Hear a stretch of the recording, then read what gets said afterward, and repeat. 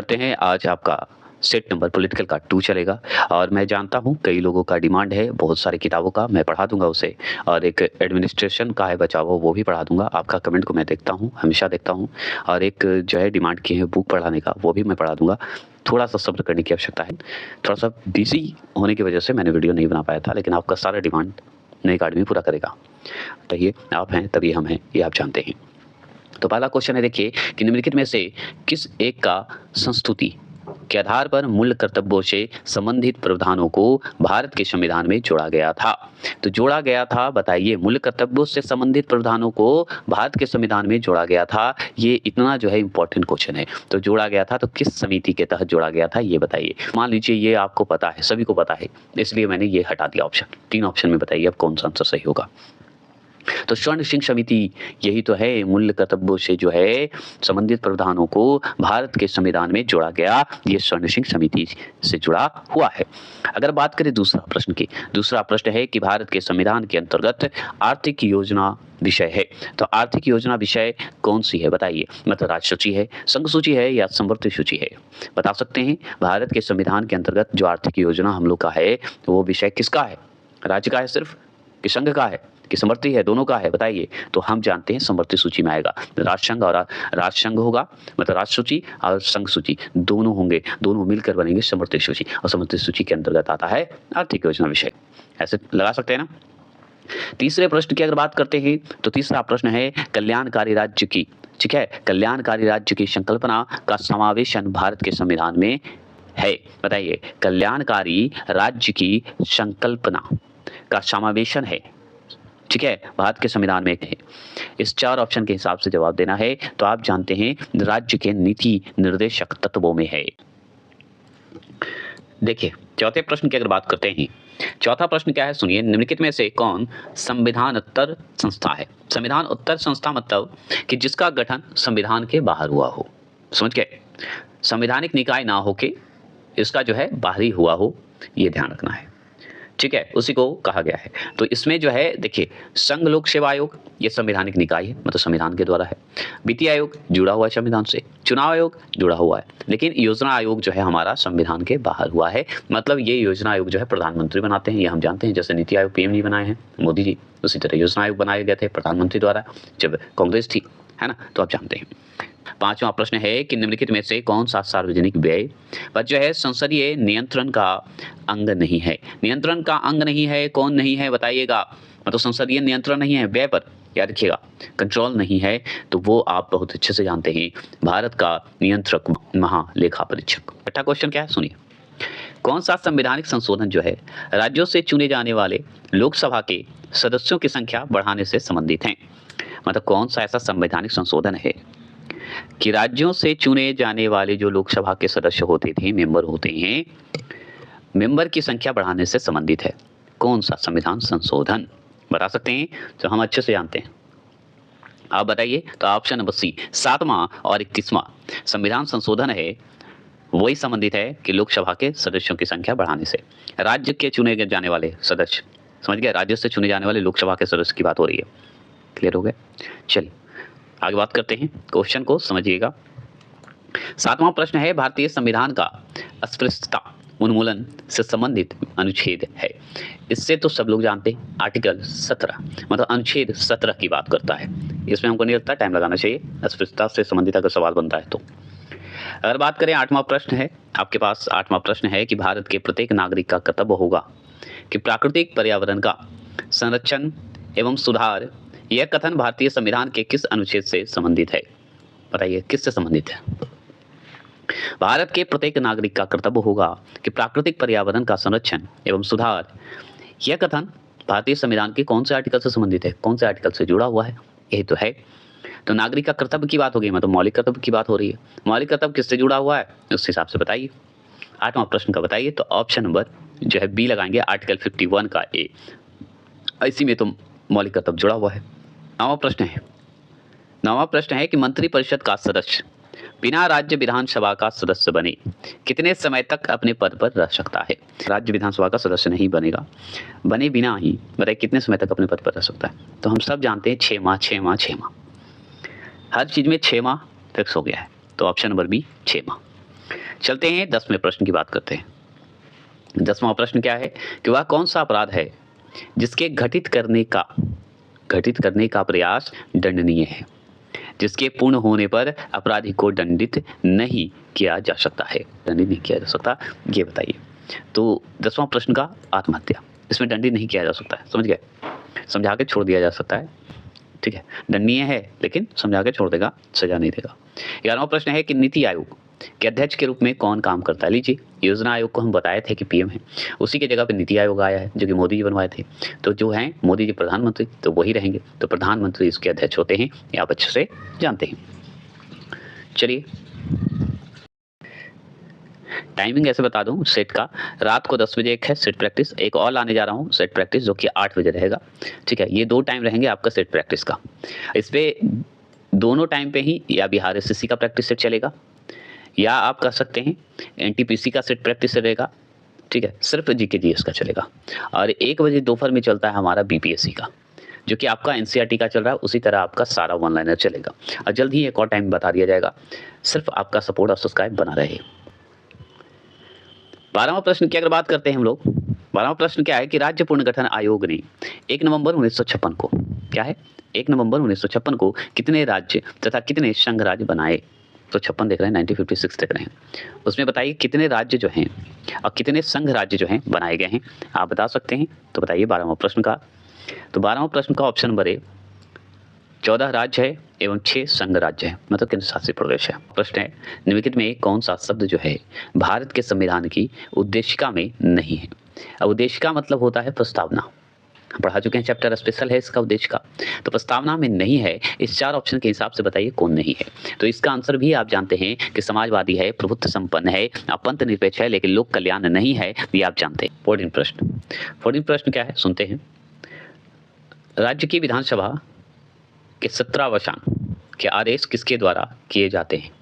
17वाशान भंग करने की बात को कहते हैं, ठीक है, 17वाशान करना, भंग कर देना। तो 17वाशान के आदेश किसके द्वारा किए जाते हैं बताइएगा, मतलब भंग करने का आदेश किसके द्वारा दिया जाता है। तो हम जानते हैं राज्य के राज्यपाल करेंगे, और कौन कर सकता है। राज्य लोक सेवा आयोग के सदस्यों की नियुक्ति किसके द्वारा की जाती है। राज्य लोक सेवा आयोग के सदस्यों की नियुक्ति किसके द्वारा की जाती है, आप अच्छे से जानते हैं किसके द्वारा किया जाएगा। राज्य की बात हो रही है, लोक सेवा आयोग की बात हो रही है, तो बताइए। तो इसका भी आंसर आप राज्यपाल ही ठीक लगाइएगा, क्योंकि गवर्नर ही करता है, ये आप जानते हैं, राज्य की बात हो रही है। 16वां प्रश्न है कि संविधान की अनुसूची 6 इनमें से किस राज्य में लागू नहीं होता।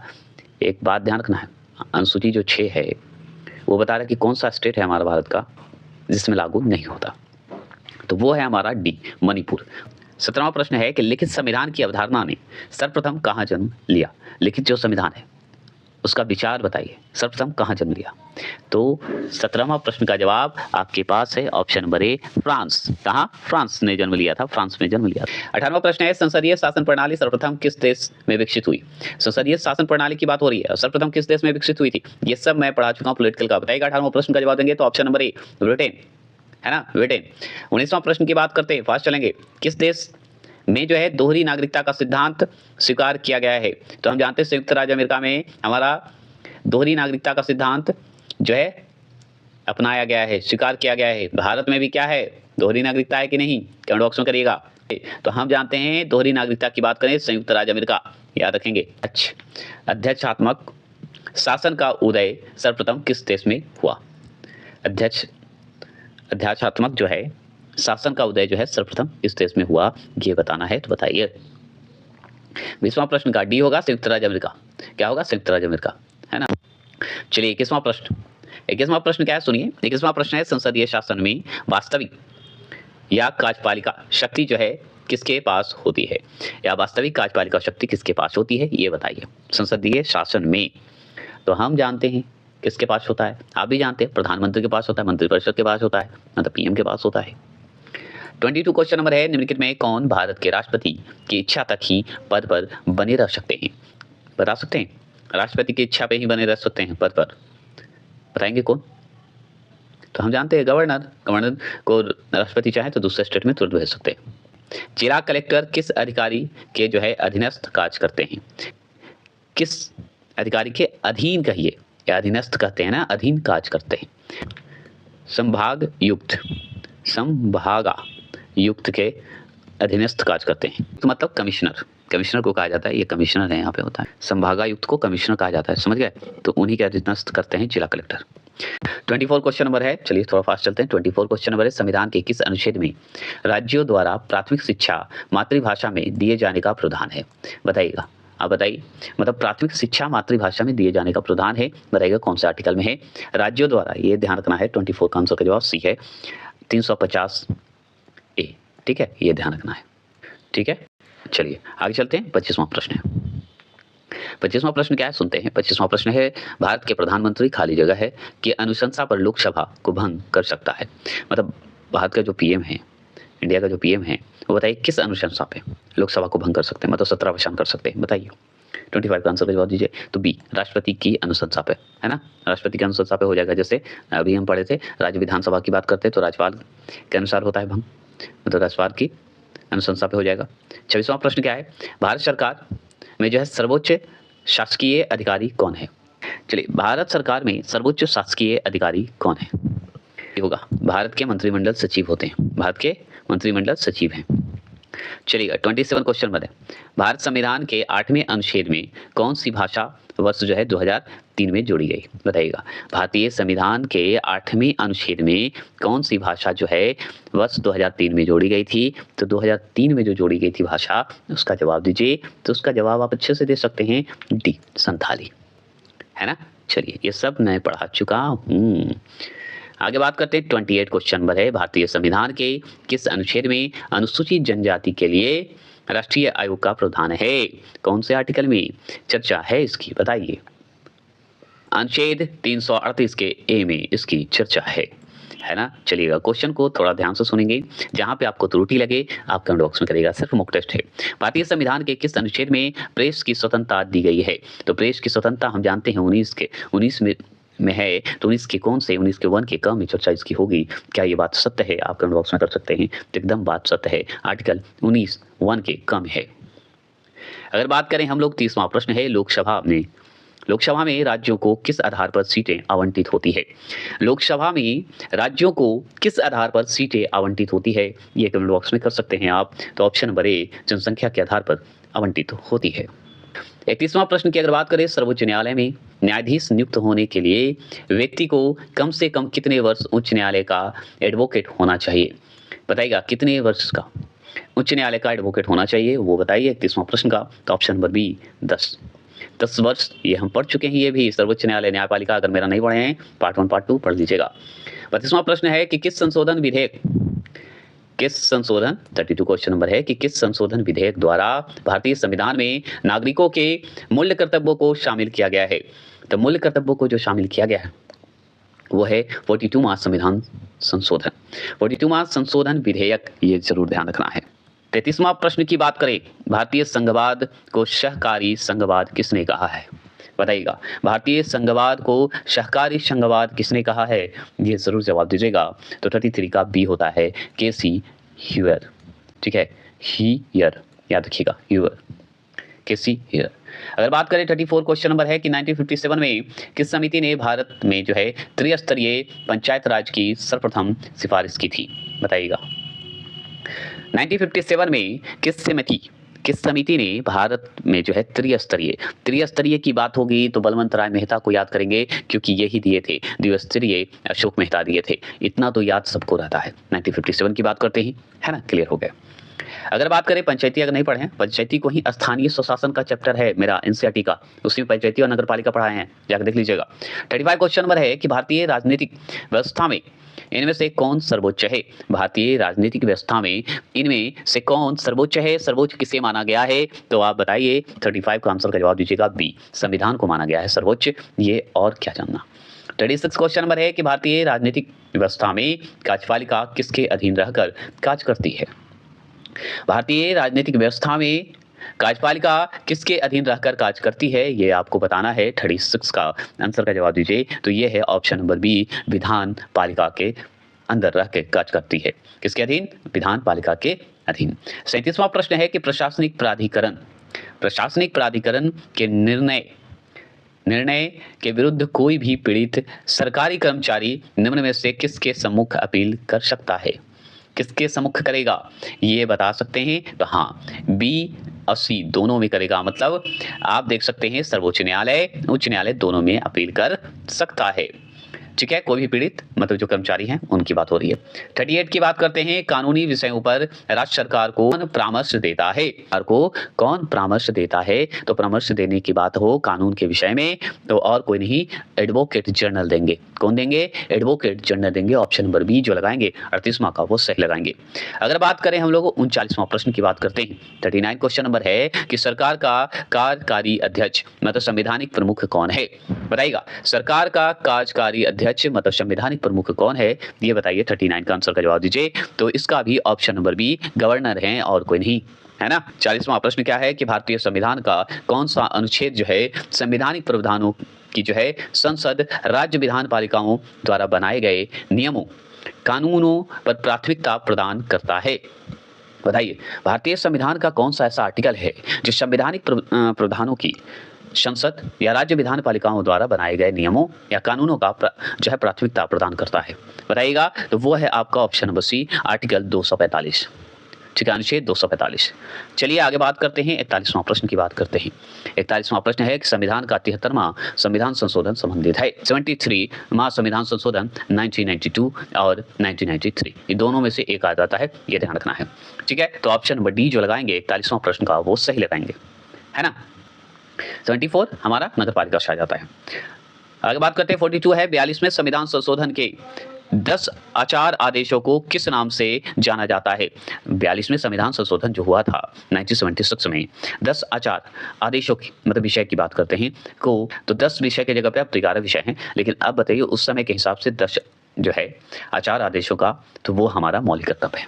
किसे मौलिक कर्तव्य में जोड़ा गया है? 11 विषय अभी वर्तमान में। प्रश्न है लोकसभा के लिए चुनाव में निर्वाचित होने के लिए किसी व्यक्ति के लिए न्यूनतम आयु सीमा क्या है? तो लोकसभा की बात होगी 25 ईयर्स लगा देंगे, ये भी आप अच्छे से जानते हैं। 44 क्वेश्चन नंबर की अगर बात करते हैं तो पंचायती राज्य की त्रिस्तरीय प्रणाली में आता है। तो त्रिस्तरीय में बलवंतराय मेहता दिए हैं, हम जानते हैं। तो कौन कौन से स्तर में बांटा गया है ये इंपॉर्टेंट है, तो बताइए क्या होगा? तो याद रखिएगा ग्राम पंचायत, पंचायत समिति और जिला परिषद होंगे। ये ऑप्शन नंबर डी जो लगाएंगे वो सही लगाएंगे 44 का। इससे सवाल एक तो बनेगा ही, ये ध्यान रखिएगा। बिहार एसएससी की तैयारी करते हो, रेलवे की तैयारी करते हो या एनटीपीसी की तैयारी करते हो, किसी भी क्षेत्र की तैयारी करें आपको पक्का एक क्वेश्चन पंचायती राज से आएगा। अगर बात करते हैं 45 क्वेश्चन नंबर, तो भारत में निम्नलिखित में से किसके अंतर्गत पंचायती राज प्रणाली की व्यवस्था की गई है? तो पंचायती राज्य प्रणाली की व्यवस्था जो की गई है वो बताइए कहाँ है। 45 की क्वेश्चन का नाम की अगर बात करें पंचायती राज प्रणाली की बात करें तो राज्य के नीति निर्देशक सिद्धांत पे टिक लगाइएगा, आंसर आपका सही हो जाएगा। अगर बात करें 46 क्वेश्चन नंबर की बात करें तो किस संशोधन में सामाजिक धर्मनिरपेक्षता और राष्ट्रीय एकता एवं अखंडता शब्द जो है भारतीय संविधान में जोड़े गए हैं? मतलब किस संशोधन में सामाजिक धर्मनिरपेक्षता, राष्ट्रीय एकता, अखंडता शब्द जोड़ा गया है, भारतीय संविधान में जोड़ा गया है? तो कौन से संविधान संशोधन के तहत जोड़ा गया है, यही सवाल है। तो इसका सवाल जो है ऑप्शन नंबर ए 42वें संविधान संशोधन के तहत जोड़ा गया है। ये 3 शब्द जो देख रहे हैं ये 42वां संविधान संशोधन के तहत जोड़ा गया है 1976 के तहत। अगर बात करें 47वां प्रश्न है वित्त बिल के लिए जो है किसकी पूर्व स्वीकृति आवश्यक है? अगर वित्त बिल के लिए अगर मान लीजिए स्वीकृति चाहिए तो किसकी जरूरत है, आवश्यक है, बताइए। तो ये हम जानते हैं भारत के राष्ट्रपति की जरूरत है ना। चलिए अगर बात करें 48 क्वेश्चन नंबर की अगर बात करते हैं तो 48 क्वेश्चन नंबर है कि भारत के राष्ट्रपति को जो है विशिष्ट केंद्र राज्य राजकोषीय संबंधों के बारे में सुझाव किसके द्वारा दिया जाता है? किसके द्वारा सुझाव मिलेगा राष्ट्रपति को केंद्र और राज्य के राजकोषीय संबंधों के बारे में, बताइए। तो ये है हमारे डी नंबर वित्त आयोग द्वारा। किसके द्वारा? वित्त आयोग द्वारा। 49 क्वेश्चन नंबर की अगर बात करते हैं 49 क्वेश्चन नंबर क्या है कि योजना आयोग की स्थापना कब हुई थी, कब आया था, बता सकते हैं? तो ये जानते हैं 15 मार्च 1950 को आया था, इसकी स्थापना हुई थी। और इसके अध्यक्ष जो है पीएम होते हैं, हम जानते हैं, जैसे नीति आयोग के अभी चल रहे हैं। निम्नलिखित में से कौन सा विषय जो है समवर्ती सूची में है? तो इस 4 ऑप्शन के हिसाब से समवर्ती सूची में कौन है? पुलिस, कृषि, रक्षा या शिक्षा? शिक्षा हमारा समवर्ती सूची में आता है। जल्द मिलते हैं आपको नए सेट के साथ और जल्द ही एनसीईआरटी खत्म करके आपका जो क्वेश्चन है वो मैं ला रहा हूँ। और कोई भी नाराज ना हो, क्योंकि मैं जानता हूँ कि आपका डिमांड आपके हिसाब से मैं नहीं कर पा रहा, मैं जल्द करूँगा। आपका जो है एक डिमांड आया है कि मेरे पढ़ाने से आपको समझ में आता है, मैं ज़रूर करूँगा। उस बुक को हम ज़रूर पढ़ाएंगे और ज़रूर से ज़रूर पढ़ाएंगे, क्योंकि उसका मुझे एडिट करने में थोड़ा वक्त लग रहा है क्योंकि उसमें लोगो अगर होगा तो हम पे भी दिक्कत हो सकती है ना। तो इसलिए थोड़ा ध्यान रखिएगा, मैं जल्द एडिट करके उसे पढ़ाने आ रहा हूँ, बस आप वेट करेंगे, वॉच करेंगे। चलिए मिलते हैं फिर। जय हिंद।